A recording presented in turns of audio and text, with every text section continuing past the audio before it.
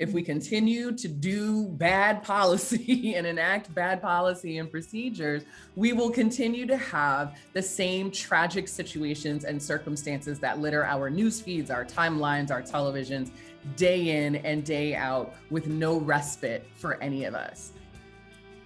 In addition, if we are only going to make reactive changes, we are only addressing the symptoms of the root cause of the issue.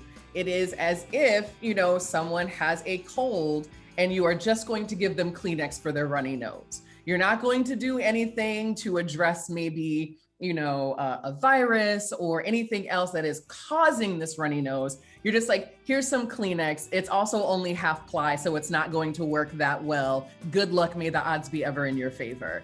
And so, we have to understand that these reactionary solutions are incomplete and they're beneath us. If we're going to be honest about this conversation, those of us that are in higher ed, whether we are professors, instructors, researchers, student leaders, some combination of all of the above, reactionary solutions are beneath us, and we need to do better as individuals, we need to do better collectively, and we need to be encouraging our colleagues to do better.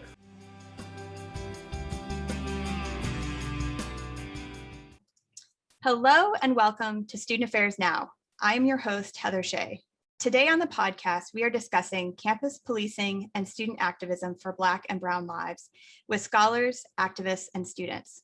Student Affairs Now is the premier podcast and learning community for thousands of us who work in, alongside, or adjacent to the field of higher education and student affairs. We hope you'll find these conversations make a contribution to the field and are restorative to the profession. And we release new episodes every week on Wednesdays. You can find us at studentaffairsnow.com or on any of the social media channels. This episode is brought to you by Stylus Publishing. Stylus is proud to be a sponsor of the Student Affairs Now podcast. Browse their student affairs, diversity, and professional development titles at styluspub.com. You can also use the promo code SANOW for 30% off all books plus free shipping. You can find Stylus on Facebook, YouTube, Instagram, LinkedIn, and Twitter at StylusPub. This episode is also sponsored by Anthology. Transform your student experience and advance co-curricular learning with Anthology Engage. With Engage, you are able to easily manage student organizations, efficiently plan events, and truly understand student involvement to continuously improve your engagement efforts at your institution. Learn more by visiting anthology.com/engage. As I mentioned, I am your host, Heather Shea. My pronouns are she, her, and hers, and I am broadcasting from East Lansing, Michigan, near the campus of Michigan State University. MSU occupies the ancestral homelands of the Anishinaabe, Three Fires Confederacy of Ojibwe, Ottawa, and Potawatomi peoples. Before I introduce our panelists today, in full transparency, I want to make a quick statement about my own positionality. For those who are listening, not watching, I identify as a white cisgender woman, and I'm also the daughter of a former police sergeant. It's been nearly 20 years since my dad retired, but he and I have had several long conversations about murders of Black and Brown people at the hands of police officers, and he agrees with my anger. I wonder if maybe it's time to not just rethink or tweak, but drastically limit or eliminate law enforcement from our campuses. There are multiple conversations going on around the country, and many of them carry high emotional weight. We at Student Affairs Now have a platform to explore this topic from a singular perspective, abolition. And I'm thrilled to have a panel today to address this head on. What would removing police presence from college and university campuses look like? When we say defund the police, what does that mean? This is all while I am excited about the people who joined me on the podcast today. So these four individuals are sharing space with me. Each of you brings a fantastic and unique vantage point on the movement for racial justice. So joining me are Dr. Charles H.F. Davis III, an assistant professor of higher education at the University of Michigan, where his work broadly focuses on race and racism, and where he serves as the principal investigator for the #PoliceFreeCampus project. Charles introduced me to the other three panelists, Dr. Erin Corbett, the CEO of Second Chance Educational Alliance and the coordinator of the Quinnipiac University Prison Project, Jude Paul Dizon is a doctoral candidate in the Urban Education Policy Program at the Rossier School of Education at the University of Southern California. His dissertation is a case study of campus policing. And Jael Kerandi. I hope I'm saying that correctly.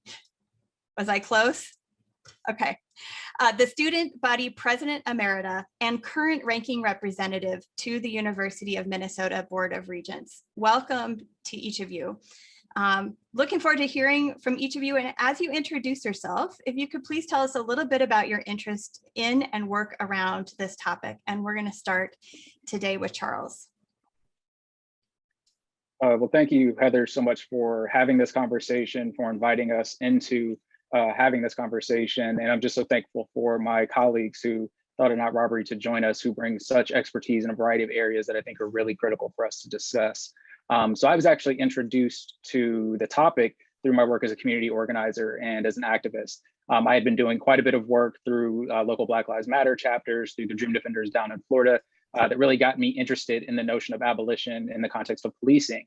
But as a higher education scholar, more and more it was becoming important for me to think about what does this mean for college and universities. And so part of that led to an op-ed that both Jude and I were able to co-author that really stemmed from the work that Jael had already been doing at the University of Minnesota, that raised sort of this recurring point in higher education history, in that anything that has been progressive with regard to broadly, as we frame diversity, equity, and inclusion, has really been the result of campus and community organizers. And so very much, a part of that is to carry on my own work and thinking about how student activism is happening in today's world, how digital technologies are being leveraged, both with regard to expanding political education opportunities, to developing solidarities within and across campuses, and how that all has sort of manifested in this, as we're calling it, the Black Lives Matter moment. Thanks so much for being here. I am really grateful that we have such great activism happening in the state of Michigan, and it was good to see you on the front page of the Chronicle the other day as well. So, Dr. Corbett, AG of Wakanda, tell us more about you. Hello. Absolutely. Hello, Heather. Thank you so much for having me. And Charles, thank you so much for thinking of me and the work that happens in the higher ed and prison space. I come to so much of this work through personal reasons. So my work in prison education, higher ed and prison is both personal and professional. I have several family members and friends and folks in the community who are just as impacted, whether they have been incarcerated, are currently incarcerated, have been on some sort of community supervision. The impact of law enforcement and its overreach is just so prevalent in so many of the communities.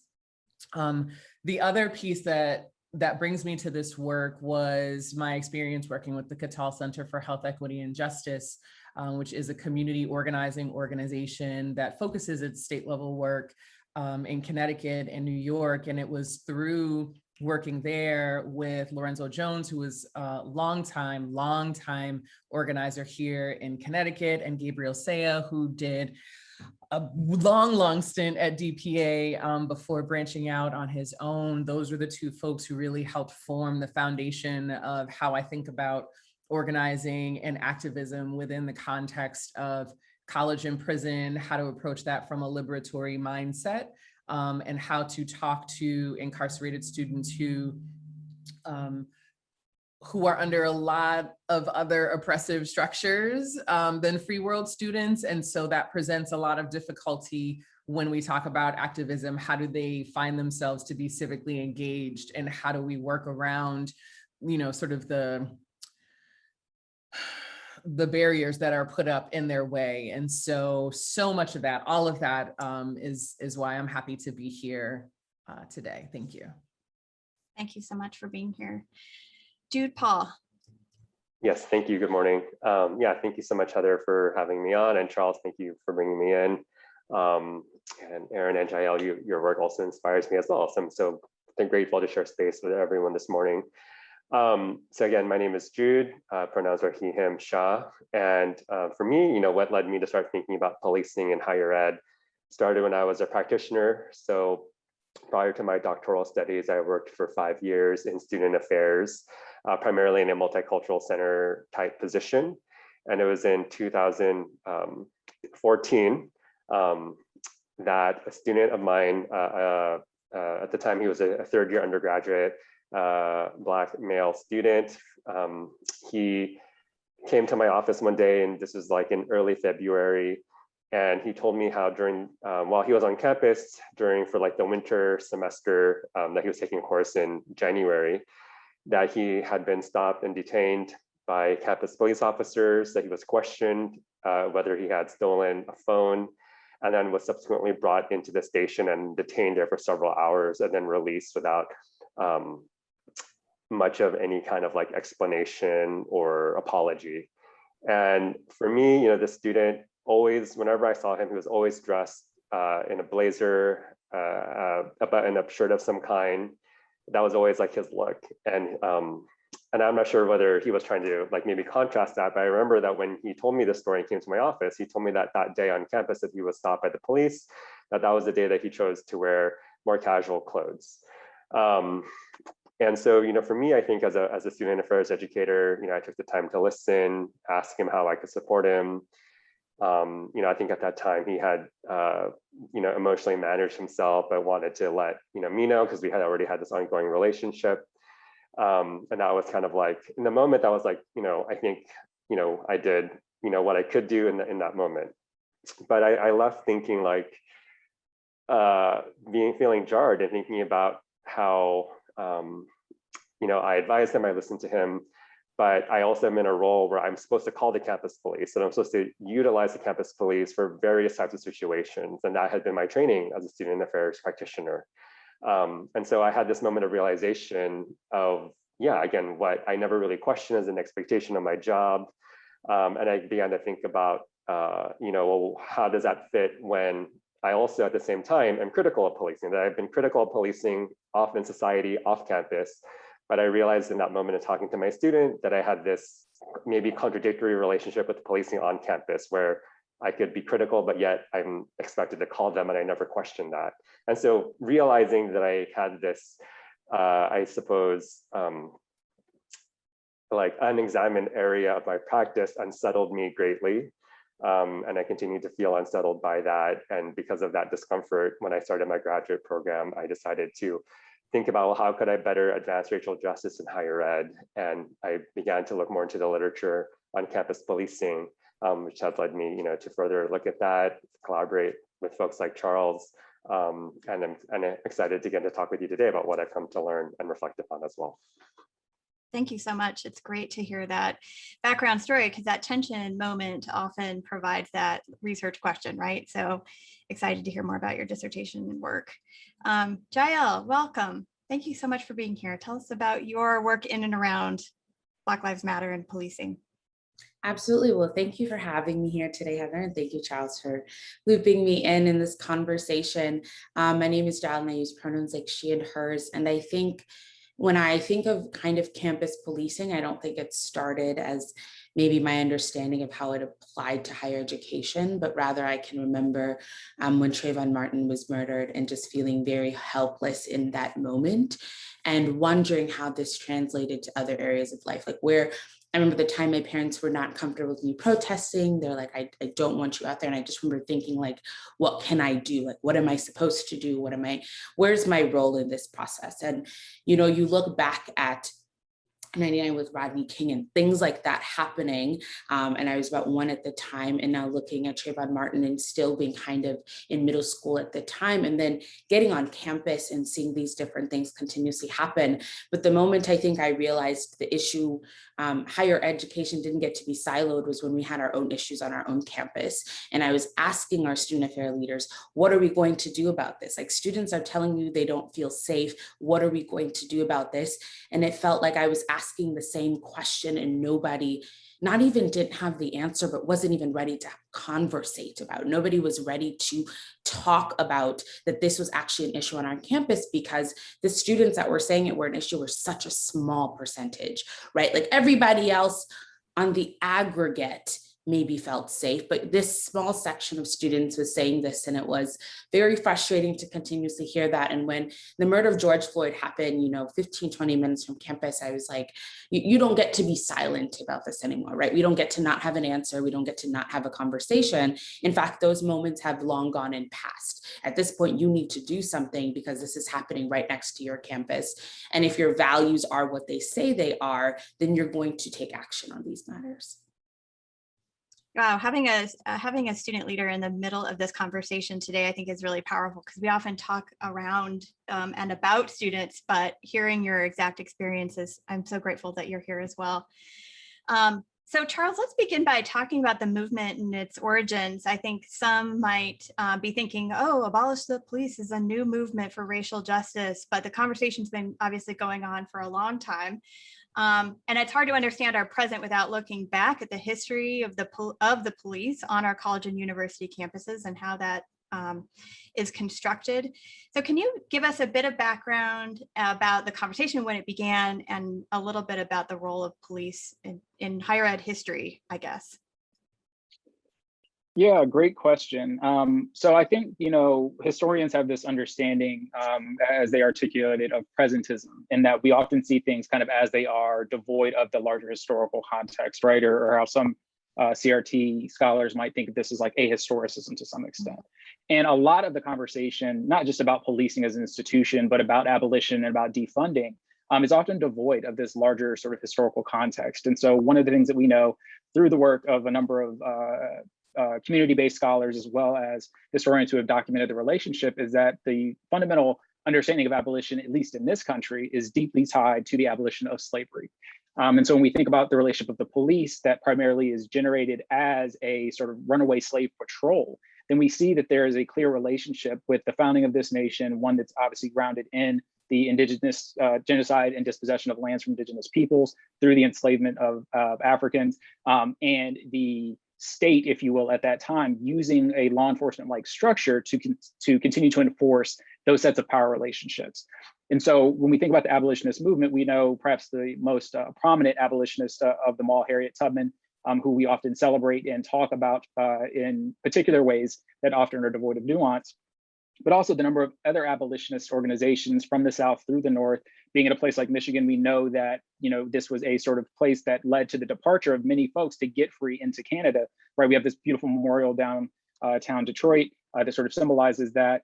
And so abolitionism both involved certainly individuals who demonstrate a level of courage, of bravery, but also networks of individuals who are committed to this cause of, one, saying generally that enslavement in and of itself is an institution that has no place to be here, right? If we recognize and understand us to all be human beings, but more importantly, that there's something that we can do about that, right? Whether that is in an effort to reduce some level of harm or to eliminate some form of harm, to help people circumvent what we could easily understand today as a type of state violence. And so I think we have to make those historical connections very, very clear. And then when we think about the sort of through line of this, that as we consider the critical understanding of slavery as evident of something that has not necessarily been completely abolished, but instead transformed vis-a-vis the process of mass incarceration and the criminal justice system, that all these things are inexorably linked. So when we're talking about abolition, even in the higher education context, it isn't just about policing, right? Part of it is about this larger apparatus of commitment to this notion of state control, of surveillance, of domination, of boundary enforcement. And so abolition, I think, is attempting to get at much of those different pieces that we are seeing very much grounded in what's happening to communities, right? Because a lot of this conversation about police abolition isn't just about what happens on campus. It's not just about faculty, staff, and students, but in fact, and something that's detailed really brilliantly in DeBerry and Baldwin's new book, is the relationship between post-secondary institutions and the communities within which they're situated, and then how campus police have really provided a means to enforce, again, these types of boundaries that I'm very sure that Jude and others will talk about. And so again, thinking about this from the defund now perspective, right, we've sort of seen in various levels of memification, if you will, right, that the notion of defunding the police sounds radical until you realize that we've been defunding so many other sort of social services and things that advance the public good, like education, right? Many of us have been, part and parcel of public colleges and universities, right, that are there intended to engage and to educate a broader public for the benefit of society as a whole. But yet we see that state appropriations continue to decline. We can certainly look at K-12 education that remains as, if not more segregated than it was before. And so this notion of defunding is also grounded in this idea that our public institutions should serve a public good, right? They should be able to provide services that are sustaining, that are humanizing. And so that conversation has been going on for many, many decades. But it seems that when we turn our attention to this institution of policing, it sort of recenters this notion of what policing actually does, which is fundamentally to protect white people and white property. Thank you so much for that background, because I do agree that I think that we need to understand the context, and the use of the word and the language, I think, is one of the more valuable components there as well. I love talking public good versus private good and state funded versus state located. Like, we're moving to this, look, we used to be state funded, then we used to be state supported, now we're state located. But what does that exactly look like? Jude, can you talk a little bit about kind of what's currently going on with policing on college and university campuses, and about a bit about that moment or that movement that Charles was talking about regarding on and away from campus and the town-gown relationships that are occurring? Sure, yeah. Well, first I'll just say that there is almost a clear crisis of legitimacy when it comes to campus policing. We are in a moment in which there is a lot of attention, right? And that's why we're here in this podcast, questioning, well, why do we have campus police? What is their function? What is the nature of their work? What are the actual consequences of what they do, not just the purported benefits or purported rationale for why they are supposedly needed, right? This is all being directly confronted right now, which I think is really important for higher education to move forward in advancing racial justice. So stemming from that, I think what I'd like to say is,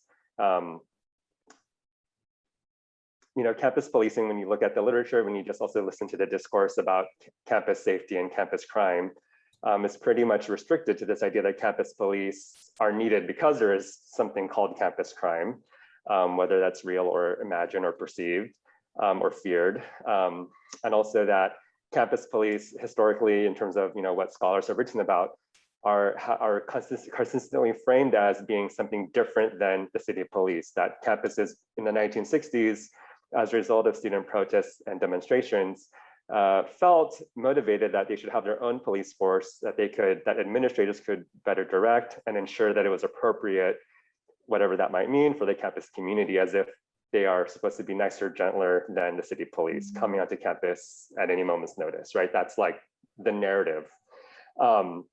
And I think that as a result, I think that's a narrative that has continued to be bought into and supported over the years, as campus policing has only become more institutionalized and expanded since the 60s. And I think consequently, there's a few issues that I think students, staff, faculty, community members are being aware of now, which is that one, campus police, we put that word campus in front of them as if it is supposed to mean something different, but they are essentially the police. So as just like any other city police department, there's many similarities. So I think one, what I would like to say is that I'm going to just read some data from a national survey of campus law enforcement agencies. And this was a survey of 861 post-secondary institutions. So 69% of officers employed by a college campus are sworn officers, which means that they were trained at a police academy, just like city police officers are trained at a police academy. 65% carry some kind of gun. 63% use pepper spray, 27% carry a taser. These are weapons that are also used by city police officers. And so to the extent that campus police have been portrayed as something different than the city police, I think that A, is empirically not as easy to say, and that essentially we can look at that these are in many ways identical with city police. And I think that's being confronted now. I also think that with campus policing, what's being confronted is the ways in which their duties and responsibilities have gradually increased over time. So rather than just attending to, again, what is quote unquote the campus, 86% have an arrest jurisdiction off campus and also a patrol jurisdiction off campus as well. And I think different news stories if we're to look at, let's say, the University of Chicago or other universities and looking at local dynamics, people have reported, local residents have reported negative interactions with campus police officers. And there's a question there as to why are private citizens unattached to the university being policed by university employees? And I think also what's come to light even more so again recently has been one thing being called the 1033 program, which has allowed Department of Defense, military level equipment being dispersed and loaned to police departments, which have included campus police departments as well. And so you also see this growing awareness of the militarized nature of campus policing. And so to the extent, again, that this idea that they're supposed to be friendly, gentle with the students, we see again these other contradictory aspects of their actual practice. And I think just lastly, what I'd like to say is that this focus on crime, preventing mass violence, preventing a mass shooting, for example, all of which are of course legitimate, concerns. I think for me, what I would like to say is that there's been a huge neglect of the other consequences of having a police force on campus. And so, historically up until now, political activism is often targeted first by the police are often the first response by administrators to political demonstrations on campus. So there's an issue there of like free speech and this idea that higher ed is supposed to be a place of ideas and academic freedom, but yet political expression is met with violence. We also, of course, continue to see many accounts of racial profiling by campus police officers. And so while we are able to easily critique that in the larger public, we don't see this on campus. And so, yeah, I just think there's many issues that are coming to the light now with having campus law enforcement. Jael, did you have a thought? I know you said you wanted to say something. Yeah, I actually wanted to respond to Charles real quick because he made a point I think people often forget is it's policing in all of its forms, right? We're not just talking about law enforcement. And I often see this to be most prevalent in K through 12, which is where I often think these conversations need to begin.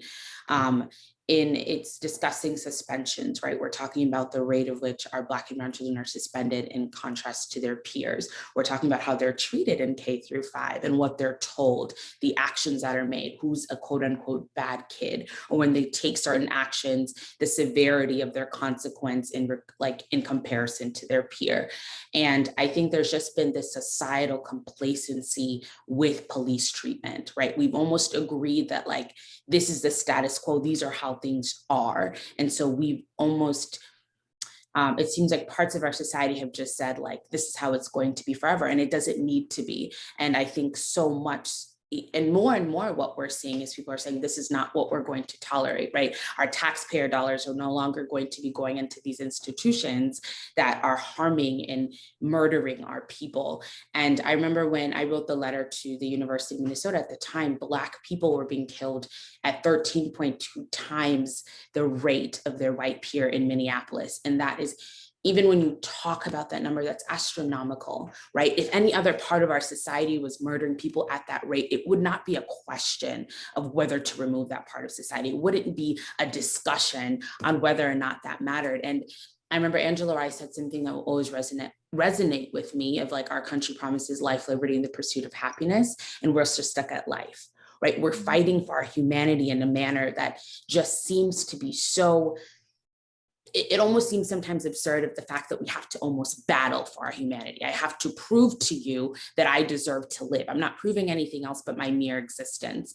And so, we talk a lot about bad apples, or we talk about this, and policing in its inception was racist, right? The tree at its root is racist, right? There were supposed to be slave catchers. They were never supposed to protect us. They were never supposed to be our ally. They were never supposed to be there to ensure we were okay. So when people often talk about this communal aspect of law enforcement, well, what community are we talking about? Because they were never intended to actually protect Black and brown people. And I'll just jump in to add this really important connection. And I appreciate, Jael, how you introduced the Trayvon Martin moment, which we know is like very much an awakening period for young folks that find themselves on campus today, and even for myself in many regards.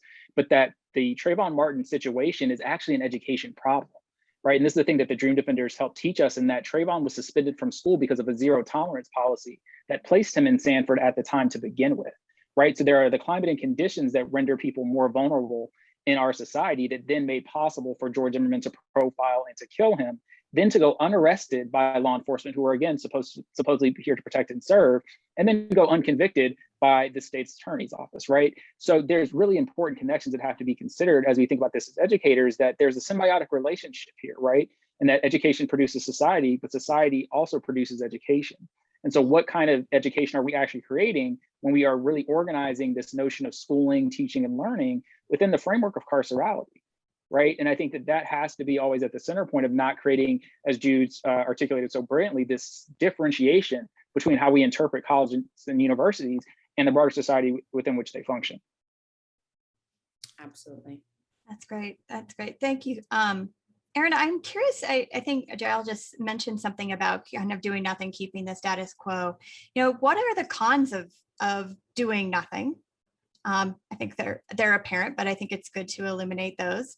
You know, there's a lot of complacent people out there. They're just like, this is too hard. We don't want you to talk about it anymore. And then on the other side, if making change is important, what are some of the cons potentially? What are we giving up or losing? And then with regard to your work specifically, I'm really curious about how all of this intersects with students who are pursuing their education within a prison. Sure. So, you know, I think before I kind of delve into that, I think it's important to add a little bit of nuance to the conversation in terms of how we think about a particular institution's student body, especially as there are increasingly more institutions that are starting to offer higher ed and prison programs. Institutions need to understand that those incarcerated students are now part of your student body. And so the policies, the practices, the procedures that you have, in particular as they relate to law enforcement, will have an impact on those incarcerated students. They may not be on campus, but they see what's happening. They read literally everything. And so it will certainly have that kind of effect where incarcerated students are, you know, thinking, okay, this is the institution that I'm affiliated with for these programs, but this institution is also tied, right, as Charles was saying, symbiotically to this larger structure of law enforcement, surveillance, and supervision. And so I think the first step, you know, at least as my work is concerned, is to make sure that we are pretty comprehensive in understanding who our student population is and how student affairs as a field can also reach out to those students and say, hey, let's talk about what a student group looks like inside of a prison. Let's talk about what student leadership looks like inside of a prison. Right? If there were programs that were happening at the University of Minnesota, was Jael able to go into facilities and talk about her student leadership role and build leadership capacity with those students who were incarcerated? I think that largely student affairs has ignored these students because they haven't been seen as real students. They've been seen as kind of like these one-off charity cases where there's not a ton of institutional resources put behind a truly comprehensive and inclusive educational experience. But what we know and what the research tells us is that all of these different pieces, the leadership opportunities, the activism opportunities, obviously the academic opportunities, are all part of the process that we as researchers, as practitioners, stand behind from a theoretical standpoint and from a practitioner standpoint. And so I want to kind of put that out there as the umbrella, because the impact of us not doing anything, of not changing that definition of how we look at our student population and maintaining the same kinds of policies because it's easier to do that, you know, it's ludicrous in its even suggestion, because we are not at a place where things are working well. We are not at a place where things are functioning at their optimal capacity. And so if we continue to do nothing, you know, as my late grandfather used to say, garbage in, garbage out. If we continue to do bad policy and enact bad policy and procedures, we will continue to have the same tragic situations and circumstances that litter our news feeds, our timelines, our televisions, day in and day out, with no respite for any of us. In addition, if we are only going to make reactive changes, we are only addressing the symptoms of the root cause of the issue. It is as if, someone has a cold and you are just going to give them Kleenex for their runny nose. You're not going to do anything to address maybe, a virus or anything else that is causing this runny nose. You're just like, here's some Kleenex. It's also only half ply, so it's not going to work that well. Good luck, may the odds be ever in your favor. And so, we have to understand that these reactionary solutions are incomplete and they're beneath us. If we're going to be honest about this conversation, those of us that are in higher ed, whether we are professors, instructors, researchers, student leaders, some combination of all of the above, reactionary solutions are beneath us, and we need to do better as individuals. We need to do better collectively, and we need to be encouraging our colleagues to do better. We have to have those tough conversations with the colleagues who aren't doing anything, right? Because that's the other part of this conversation. Mm-hmm. There are those of us on the call and our networks who are engaged, who are active, who are building that power and leadership in communities.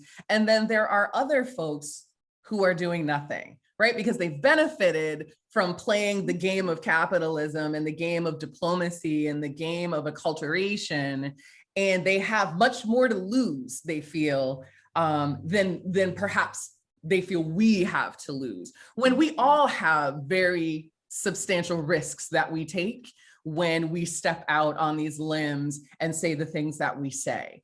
And so I think there's this larger call for higher ed as an institution, as a total institution, if we're going to use Goffman terms, right? There's this larger institution of higher ed that needs to be pushed in a whole different direction, because we also need to problematize this dichotomy, I think, that higher institutions and law enforcement are separate and that they're on these opposing ends of the life spectrum.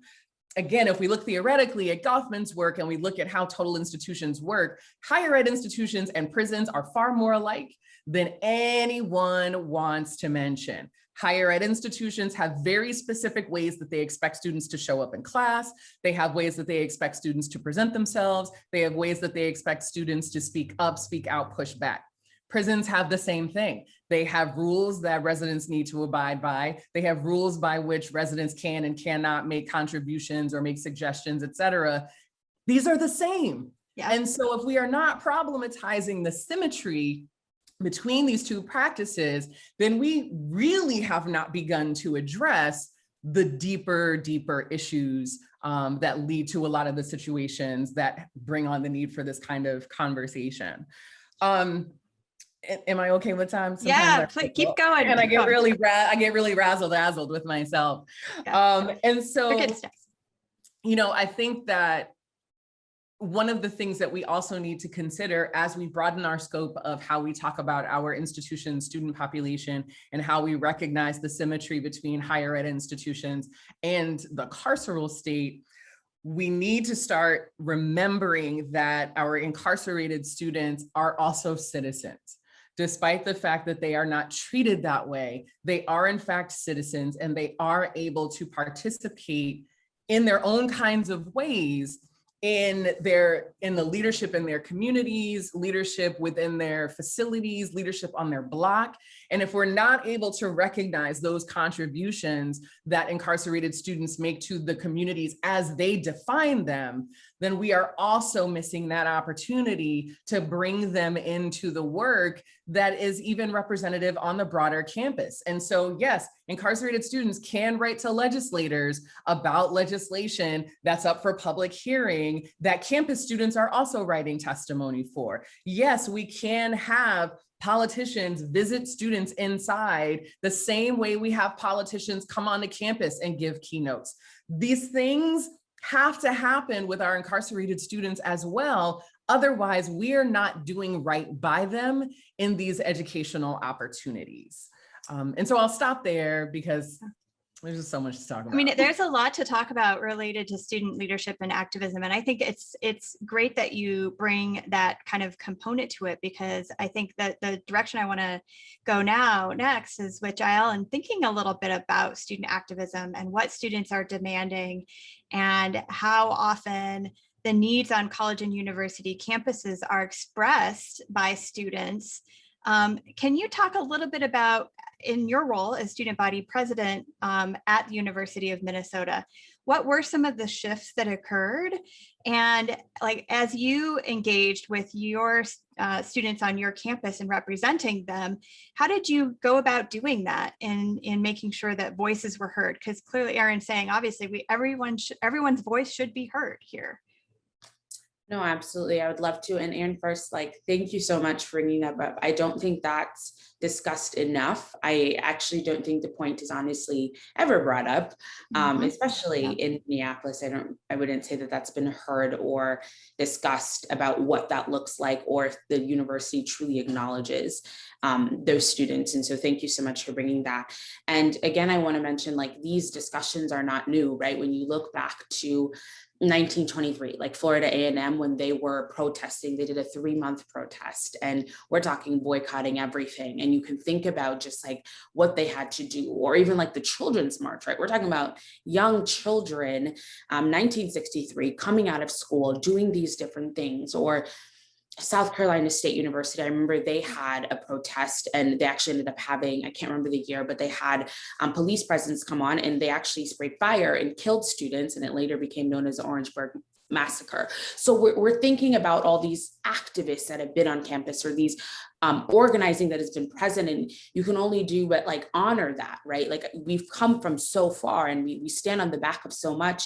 But when we're looking at campuses today, and as student body president, when the murder of George Floyd happened, thank you, 1968, yes. When the murder of George Floyd happened on our campus, I had actually became student body president that January. And I was the first Black student to be undergraduate student body president. And I couldn't sit there in that role and say, well, I'm here now, this is a positional place. And it was just oh, okay, well, we're just gonna wait to hear from the university. And I remember when I eventually watched the video, I was like, we don't need the Minneapolis Police Department on our campus any longer. There's just no reason you can prove to me, or there's no justification that you can give to say that their values align with our university values. And so either our university needs to take our values off of our website, and we need to stop saying we care about diversity, equity, inclusion, or we need to remove the Minneapolis Police Department from our campus. Those two cannot exist in tandem. And it was just so frustrating, because to me, these are tuition paying students. I don't care if there's 6.9% Black students. Each one of those students is still paying tuition. We know that state dollar funding has gone down. We know that when our universities aren't operating with high revenue, it's your students and it's your taxpayer dollars from the state. So if you are telling me that your revenue streams don't matter to you, as they do, then you need to be worried about what these students are telling you.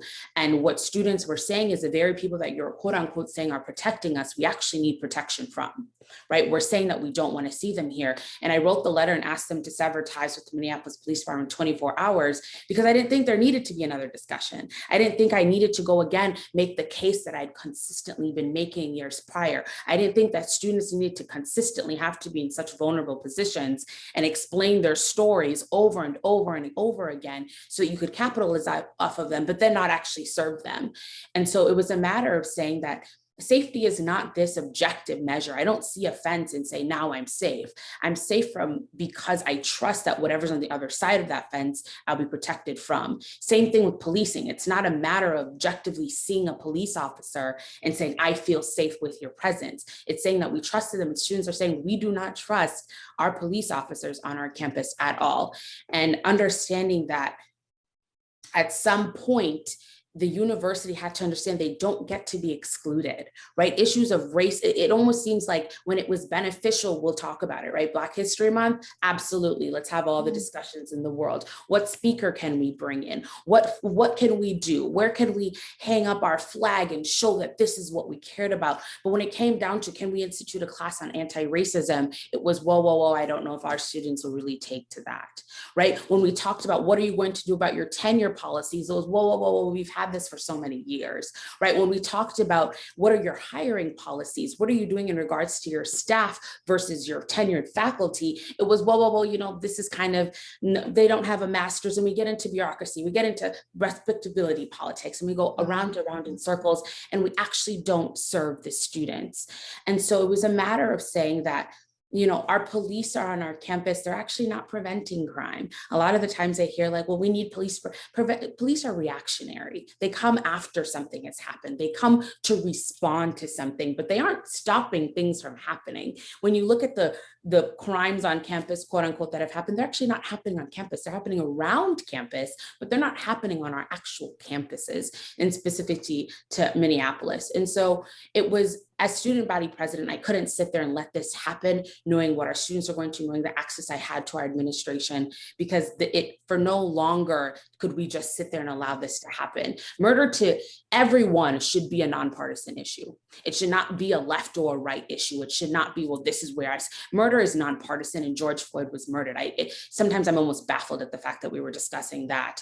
So it's getting our administrations to understand that if you're actually in education, if you're in a place where you're supposed to be doing something that's transformative, if you're in a place where you're actually in it to change lives, if you're actually in it to shift society, then you, as everybody else, should understand that our police presence on campus is not what is supporting our students. Our police presence on campus is not what goes to ensure that our students understand that. And that includes our white students as well. You don't get to just talk to the Black students and be like, this is what's going on, our Black and brown students. You need to let our white students understand these systems of privilege and oppression that exist, because they shouldn't be learning about them later. Like I said, I think it should start in K through 12, but if you're in a position as a university, an institution of learning, that should be your role, is to educate. It's to be pragmatic. It's to give different perspectives and not be just willing to go along with the status quo. Yeah. I want to pick on the word safety here for just a moment, because I think that in particular, you mentioned it multiple times, and I'm sure the conversations with your student government and with your student body kind of came around to that. For whom and what does that mean? How does that align with both sense of belonging and feeling safe as an individual, and also the kind of fullness of humanity that each of us have a right to live, you know, whether you're a student or whether anywhere. So can you talk a little bit about, when you say safety, what were some of the conversations that happened around that word in particular? No, that's a great question. And I think obviously there was pushback in my ask to remove the police from our campus, because people were saying, well, now I don't feel safe, right? And I would often encourage students, your lived experience or what you've gone through is valid to you. I would also encourage you to take a moment and empathize with your students on campus who are telling you for years and for so long, when they say a police officer, it's not safety, right? We start teaching police etiquette to our young boys and girls when they're 3 years old. Like, I want you to start to think about the very different life that you are not living, right? When we talk about safety, it means that when I walk, whatever measure is in place almost is going to be a barrier or be my defense in front of me. We don't get that from the police. We get that from each other, right? Whoever has had our back is us. When people are talking about when I'm walking home, we're not saying, well, if something happens, I'm going to call the police. I'm going to be on the phone with my friend to make sure I'm okay, right? When we're talking about why, my brothers push me on the inside when we're walking, it's to make sure they're my line of defense. When we're talking about call me when you get home or call me when you're on your way home, that's a line of defense. And that's what I'm talking about with safety. We're not getting that from the police. We're not getting that from law enforcement. We're not not getting that from the state, we're getting it from each other. It's a very communal thing. So when we were talking about the conversation in student government, I think people were scared because it's different. I'm asking you to do something you might have not seen before. I'm asking you to think outside of the sphere that's been offered to you. I'm asking you to look outside our Western politics and our society and start to think about what does it actually look like to have community safety. No, it doesn't mean it's not a risk. I'm not saying it will be perfect, but what we have right now is not what we can continue to have. The murder of Black and brown people is just simply unacceptable. It's disgusting. And it's reached a point and has been at that point for so long in which we cannot tolerate it anymore. And so I think it was a matter of telling our students that I understand your perspective and you don't lose my respect necessarily, but I need you to understand that this also cannot stand, right? We don't have to actually agree on it. I'm not looking for consensus in regards to my life, right? Or the threat of the lives of my loved ones. This is a matter that has to actually be addressed. Thank you so much. And I would just add, there's this often false equivalency. So when we talk about, all students feeling safe, it's sort of all lives matters, a discourse that really doesn't recognize how we are differently vulnerable to state and state sanctioned violence, right? And we see that often drives a lot of the conversation, as has been evident in certain, reportings about how universities are trying to handle or deal or grapple, right, with this question of safety. And they're saying, well, if we remove, police, then certain folks won't feel safe. If we keep them, they won't feel safe. So we don't know what to do. And it's partly because we aren't recognizing that level of marginalization or minoritization that happens in these settings as a process, right? We attribute those to individual peoples as labels or as identity categories, opposed to understanding how we at an institutional level are deeply involved in, creating the climate and conditions for policing to be an accepted norm or a way of operating. I think I want to tug a bit more on this differentiation that I'm hearing, Jael, you speak about too, is that, many institutions are responding to the extent that, well, we haven't killed anybody, so therefore, we don't have a problem here. And one of the things that we know from some preliminary data that's coming out from the Healthy Mind Survey, which is fairly common now within a number of university campuses, but has been recently administered here, is that psychological and emotional safety and well-being are amongst the top of the list and the biggest concerns for many students who are saying, I don't feel safe with the presence of policing. Even so much as, we have armed police that'll show up to a cultural center for any number of reasons. But if I'm a Black student in a cultural center and a police officer with a gun shows up, I'm going to be immediately concerned, right? Or I'm at least going to have to live with the psychological trauma of considering what might happen if I don't do whatever is considered to be the right thing, right? And I think that that's critically important for us to understand, that it's not simply the metric should be whether life or death, is happening. Safety has to be a precondition, right? It can't be something that's after the fact or reactionary, as Jael, as you mentioned it, with policing as a whole. So I think we have to consider, the ways that we interpret and understand safety, basically, to the extent that safety has not been determined for many of us as marginalized people based on what the state can or cannot do. And in fact, the state has been the primary arbiter of injustice against us. So why would we feel safe with the presence of, more or less an apparatus that extends that level of power and renders us more vulnerable? Yeah.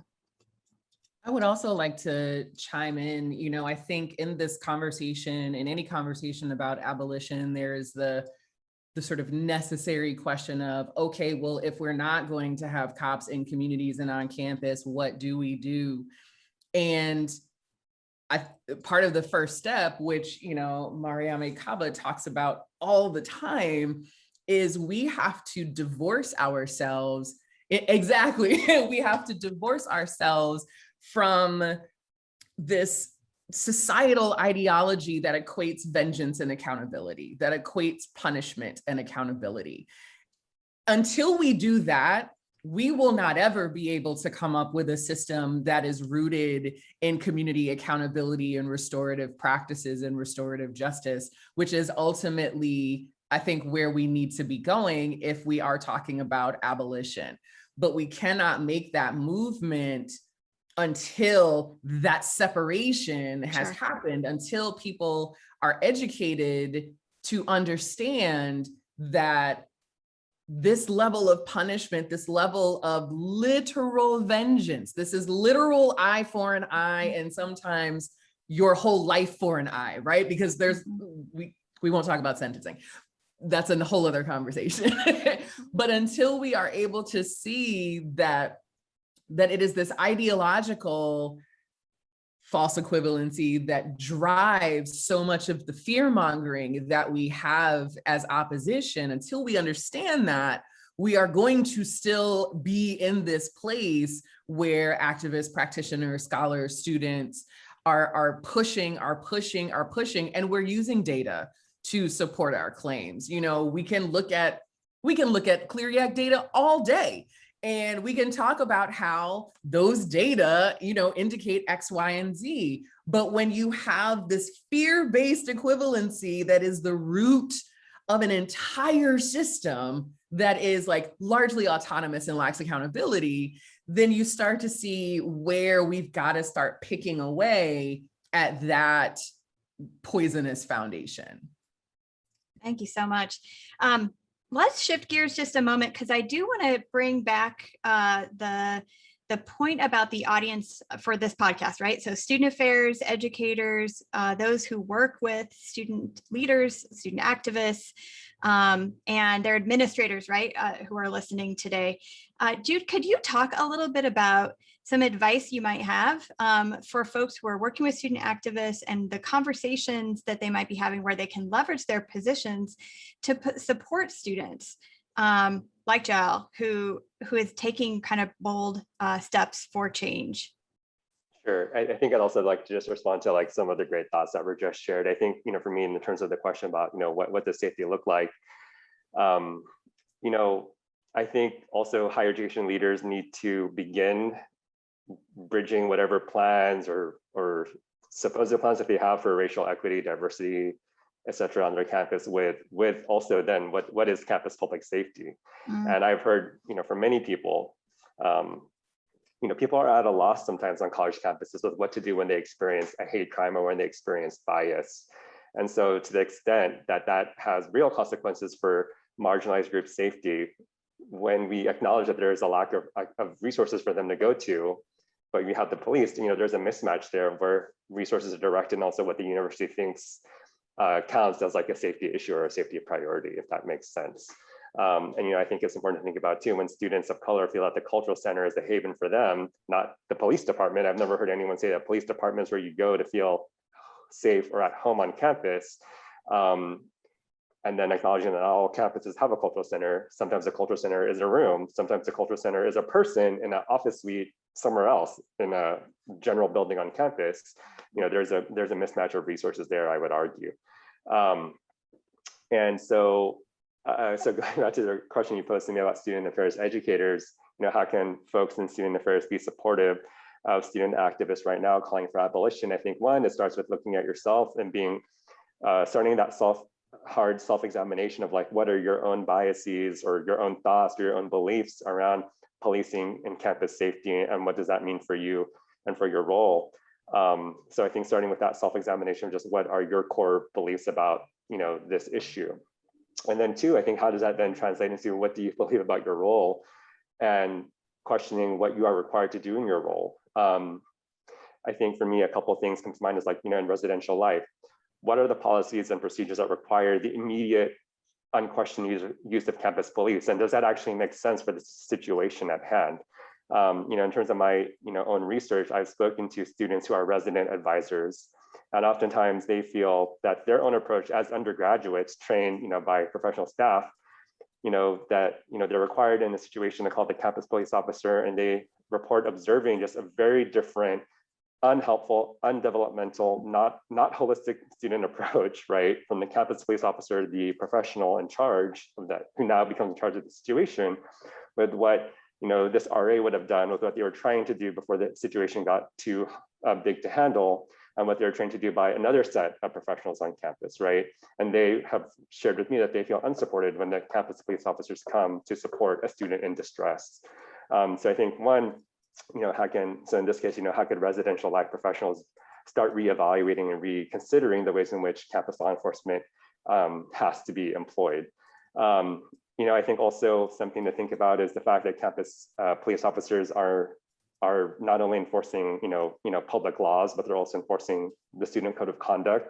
So in many ways, they're enforcing a dual set of rules upon students, depending on, you know, the situation and also how they approach the situation. And so, I think that's something for an institution overall to reconsider and to think about, the ways in which campus police officers sanction students, again, in this dual set of rules and conduct codes. Yeah, I think, for me, I think I'd like to just say that in the debates that have been happening this year, the focus is, of course, on the police officers themselves and campus chiefs of police. But I think who needs to be more held accountable, who needs to be more of the conversation, also identified and taken to task, so to speak, are also the administrators who ultimately these police officers and chiefs of police are responsible for, and the administrators who set the context of which these departments get to exist, right? And what they enforce and what they don't enforce. And so I think in terms of just addressing climate for all students, staff, faculty, the local communities, administrators, the president, the vice president, provost, et cetera, these roles need to start being, I think front and center of these debates, and not just, to me, what I often see students vis-a-vis a police chief, right? And so these other administrators are also important roles for actually altering what needs to be altered structurally and systematically with, policing issues on college campuses. Yeah, and when we talk about college campuses, sometimes we lump every kind of campus into one box, right? But we know there's major differences based on 2-year institutions, 4-year institutions, public, private, technical schools. Charles, can you talk a little bit about what role campus safety and policing might look like, or how it might differ from campus to campus? And then Erin, I'd love to hear more about how this also translates to incarcerated students. Yeah, I think, there's a lot to be said for things that are distinguishable between the institution types, but also things that are very similar and familiar, right? And so I think one of the things to consider with some of our 2-year institutions, I think it will depend, one, the extent to which they are part of a large system, right? We can think about the California community colleges as something that's relatively big and significant by comparison to some other smaller or more isolated 2-year institutions. And so resources are very different, right? But when I think about, our work in LA and my time at USC with Jude, something that was always apparent was how our 2-year systems often had contracted in similar ways as was the case at the University of Minnesota for supplemental services, but actually for their core component of law enforcement to be allocated out to, say, the Los Angeles Sheriff's Department, which is the case at LA Trade Tech, right? And so you have even perhaps less of any clear distinguishing factor of both, where campus starts and where it ends. And we see this permeability happening as, institutions continue to grow and develop, but we see it especially in our 2-year sort of commuter-based systems. And I think one of the misunderstandings, right, is that even our 4-year institutions still compose primarily of our quote unquote traditionally aged college students, 18 to 24, who are living on campus. And we know to be true that the changing ecology of post-secondary education has required much, much more commuter students to be a part of that process that are regularly traversing those boundaries. And in this, sort of COVID-19 space that many folks never even set foot on campus, right, in any regular capacity. As even as a new faculty member, I've probably been to campus here only 3 times. And that's, working here full time. And being on a fellowship next year, I won't even be near and around campus. So I'll have 2 years of not even being here. And there are many students, right, in a similar way when we're thinking about Erin's work and others who are learning and engaging remotely, right, but are still very much vulnerable and susceptible to various forms of codes of conduct that lead to police involvement, even in a stay-at-home, learn-from-home situation, right? And so I think we have to consider, again, what are the relationships and networks that are allowing for just sort of like a carceral society to exist, right? I think in addition, we know that there are somewhat, as we would consider, articulation agreements between 2 years and 4 years with regard to how students can, sort of effectively transfer into the 4-year system.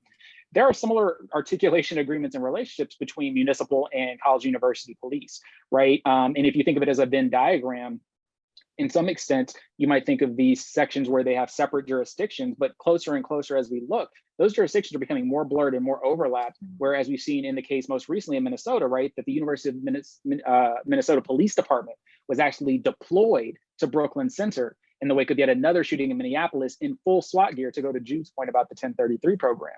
So as we're looking across these institution types, it's always thinking about how is the state involved? What is the relationship there? How has law enforcement become so ubiquitous even in how we do learning, how we do teaching, how we do education, that there really aren't as many differences with regards to the fundamental operations and what they what they actually do.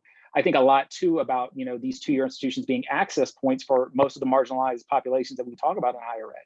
So they're already coming into a space as members of vulnerable communities who already have an existing relationship or history with policing because of how we treat those communities. And if we think about Carla Shedd's work in the context of K-12 and extend it into higher education, we can acknowledge a carceral continuum that for many Black and Brown students in particular, those who are low income and otherwise vulnerable, may have experiences in educational settings with police from as early as preschool all the way through college. I remember hearing a very distinctive story in my early months here from a colleague with regard to a student who had been a justice-involved youth before they came to college, was, I think, on a probationary status with the state, and as a virtue of a desk attendant who asked them for their ID, their student ID, and them not having it, called the police. The police then come ending up arresting this student, who then gets dinged as a result of their conditions for their probation of having been involved with police, and then is forced back into incarceration, all because of them not having an ID to play basketball at a rec center, which we know you could verify students, in terms of who they are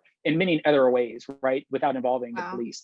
So again, like the mechanisms and the functioning of policing as an apparatus of the state that sort of incubated and sustained and legitimized by colleges and universities is something that spans the boundaries of how we think about these clear demarcations, because again, there's an erosion between what is considered campus, what is considered a community, and police are really left to determine in some regards, both the spatial, but also the symbolic boundaries between who we consider insiders and who we consider outsiders. And I think that is probably ever more difficult and challenging, not just at two-year institutions, but those that have other sort of open access type framings, right? If you don't have like formalized gates, like say you do at USC, but your campus is just in the city, right? You have patrols that sort of work in that particular way. And it's the same way at many of our 2 years that are in fact open access, open enrollment, are often located in spaces that are easily accessible to the broader public, as they should be, right? But then this determination of who we believe deserves to be here, right? And if we believe that you're in the role that you're supposed to be in, there have been many a times when I was at USC where I've been, questioned not only about whether I was a student, but whether I belonged on campus at all for any number of reasons, the majority of which are certainly racialized in particular ways, right? So we have to then question about this boundary making, this boundary enforcement, who we consider to be a member of a college university community, and what that looks like, and in ways it looks very, very different, and really, again, just mirrors the broader public that has already created its own demarcations of social identity and other forms of power that are operating. So Erin, we're talking about different types of institutions, but definitely different types of students also.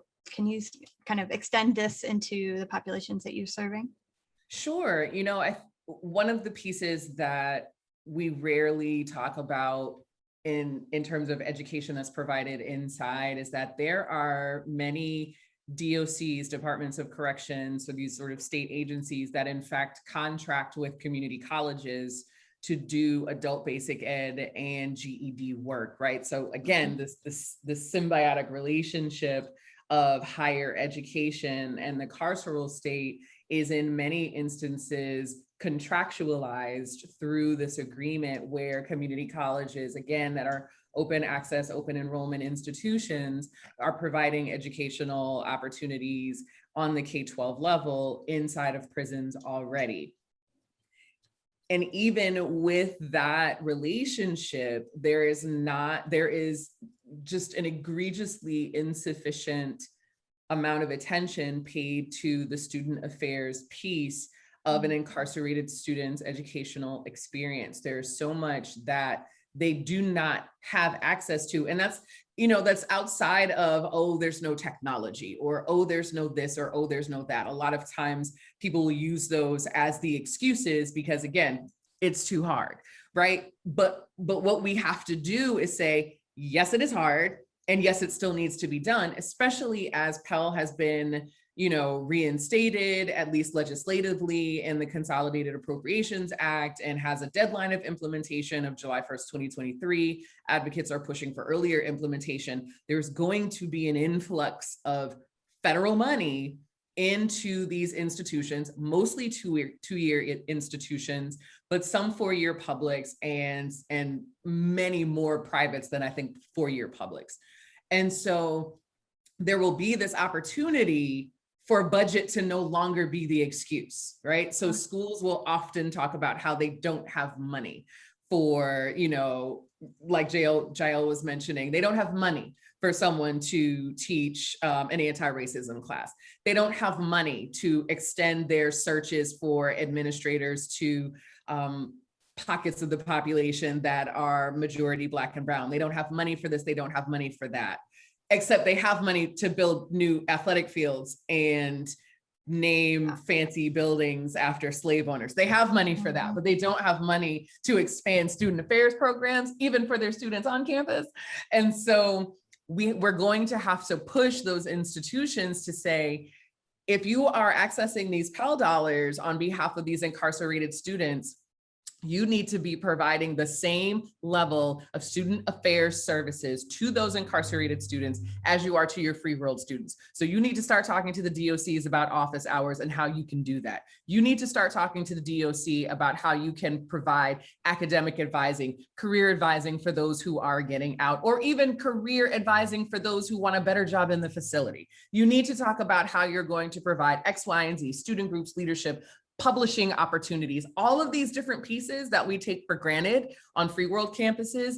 Schools are going to have to figure out how to provide those services to incarcerated students, to do that in partnership with DOCs, and to do it in a way that sensibly, authentically, sincerely embeds the student's voice into the creation of the programs, because there's so many pieces that we rarely talk about. But one of the others is that for the most part, if you are in an adult, if you're teaching in an adult facility, these are folks, your students are generally in their 30s, 40s, maybe 50s, maybe 60s. These are people who have been out of the traditional classroom, sometimes for decades. And so while they may lack sort of recent exposure to traditional higher educational opportunities, what they do not lack is a lived experience that tells them the environments in which they learn best and what tools they need to learn better, to learn faster, to learn more strategically.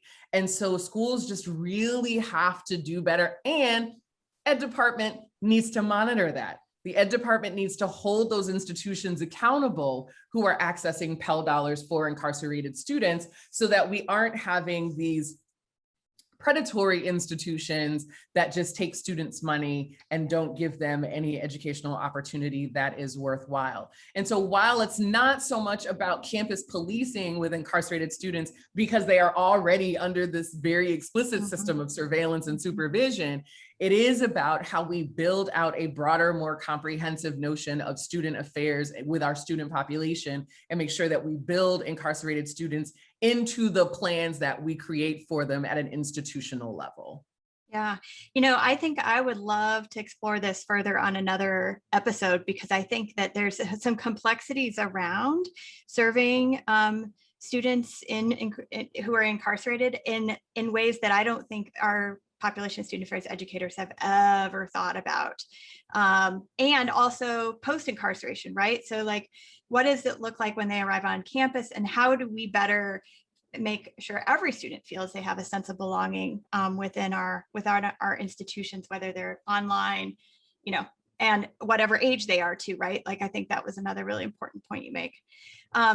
So let's put a pin on that topic, because Erin, I want to have you back to talk more about that specifically, and hear about campuses that are doing this well too. And of course, we always have so little time, but thank you all for your energy and your enthusiasm. And I want to end, as we always do on Student Affairs Now, by asking the question, as a result of the conversation, or as a result of things that you're thinking about in your work outside of this conversation, what are you pondering, hoping for, troubling now? And so Jude, we'll start with you today. Okay, wow, thank you. Well, Erin, I just want to say I've been really inspired by your ideas that you've shared, your thoughts. And so I think what I'll say is that what I'm pondering is, how can student affairs educators, who are very, spirited and excited about their work, how can they actually do that work with students at the center and not the institution? Because I think oftentimes we are upholding the institution as we are transacting with students. So how can they serve students and not the institution? Thank you. Thank you. Jael. Yeah, also I have two things here. One from Erin, I'm thinking honestly about what higher education can do to reduce recidivism instead of what sometimes our society almost does to support it, right? Like what can higher education do to ensure that we're actually supporting these students in that integration into society and making sure that they feel like they are part of institutions, so they are coming back into something. And I think that's honestly so far, I'm so happy. Like I just heard all of this because I hadn't read it before. And then the other thing is just our faculty, staff, student affairs, anyone in institution understanding that the humanity of your students has to come before their instruction, right? You can't just put them into seats and tell them what you need to do, right? I'm your student for 4 years, but I'll be a Black woman all my life. So understanding that it goes beyond the four walls of their institution and that humanity has to come first. Wow, thank you. Thank you. Thank you. Dr. Corbett. Yeah, this has been a great conversation. Y'all are dope. So my final thought, one is just thinking about what Jael mentioned, so much of the research that's out about the benefits of providing education inside has focused on the recidivism paradigm, which in and of itself is very problematic, because what it does is it centers the efficacy of the educational program on whether or not the carceral state decides it wants to, as we heard in Charles's story, I had one of my students who was picked up on an alleged technical violation. There are forces outside of the control of higher ed that are actually more influential in determining whether or not someone recidivates, and also states define recidivism differently. And so we're not even having a conversation about the same term. And so I want to thank you just for reminding me of that, because I usually say it and I'm real venomous about it, and I had completely forgotten about it. So thank you. The second piece that I'm just always kind of taking with me, comes from the adage of the tying up of all of our liberation together. So much of what I do, so much of what practitioners in higher ed and prison do is about liberation, right? It may be about physical liberation, how are we making sure that our students are able to get out of physical custody, but so much more is about kind of mental, spiritual, transformative liberation, and how we are able to serve as, resources to students who are undergoing this kind of larger transformative process. And so I would like for folks to kind of walk away from this conversation, at least as it relates to higher ed and prison, that if you are not, and this is one of my students wrote this, if you are not walking into those doors with his liberation in mind, then just turn around and go back to your car and go home.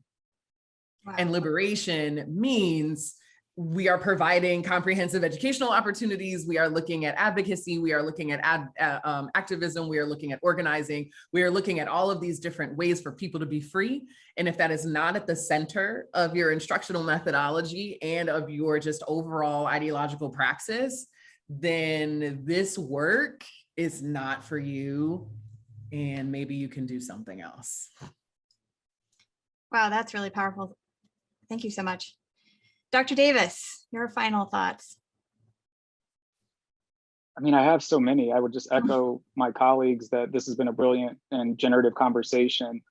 And, for me, the thing that's top of my mind coming in is the same thing going out, and that's abolition.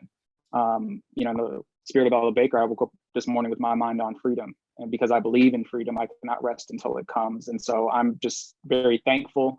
And I think deeply grateful, really, for those who have come forward to engage in this conversation with us. That helps me continue to understand that none of this work can or should be done alone, that we can only get free together.